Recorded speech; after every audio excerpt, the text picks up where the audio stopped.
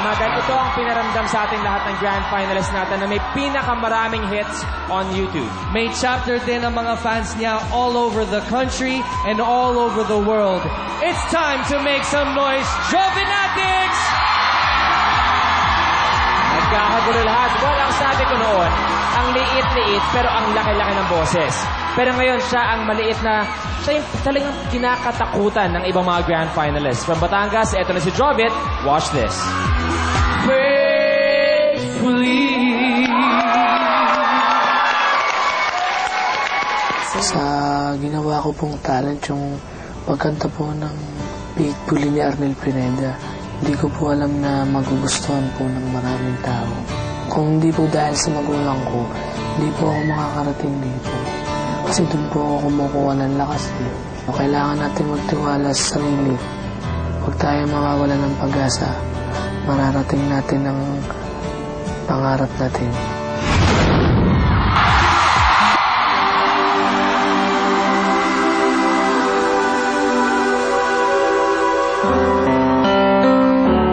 Just the pieces of the past to be. Too many bitter tears are raining down on me. I'm far away from home, and I've been facing this alone for much too long.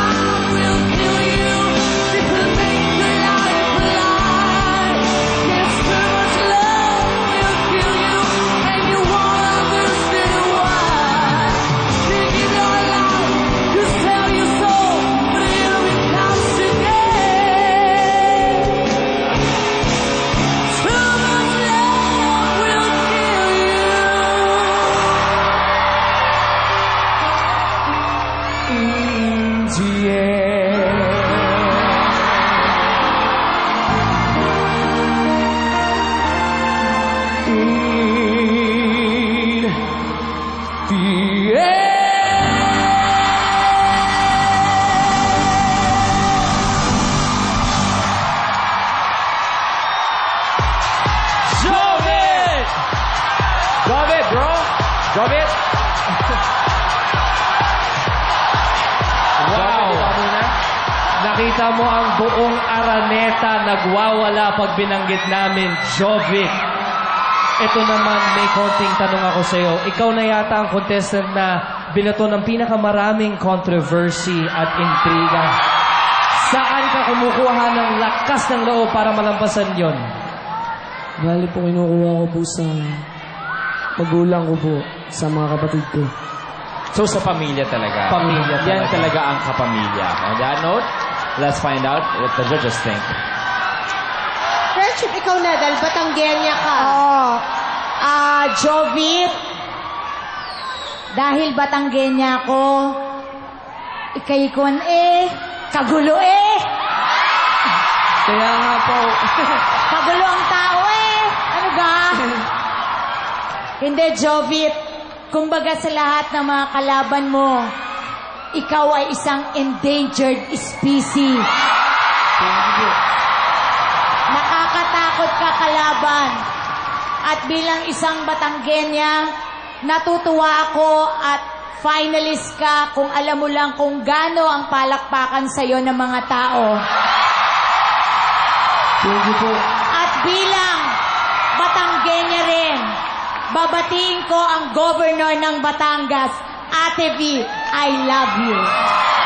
Hello, Mommy. I love you. Kalimutan mo si Senator Ralph. Mga Senator Ralph, alay gayon nga.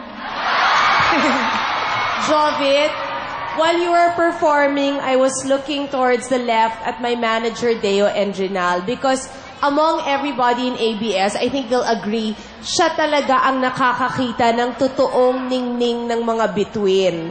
The biggest stars we have now na may mga teleserye, na merong mga shows tulad ng ASAP, di ba?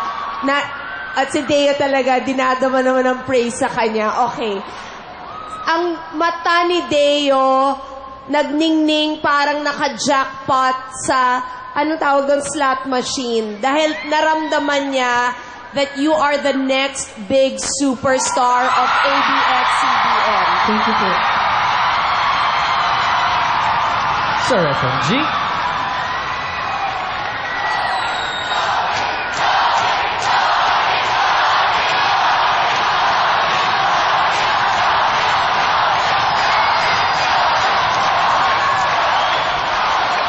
Jovit,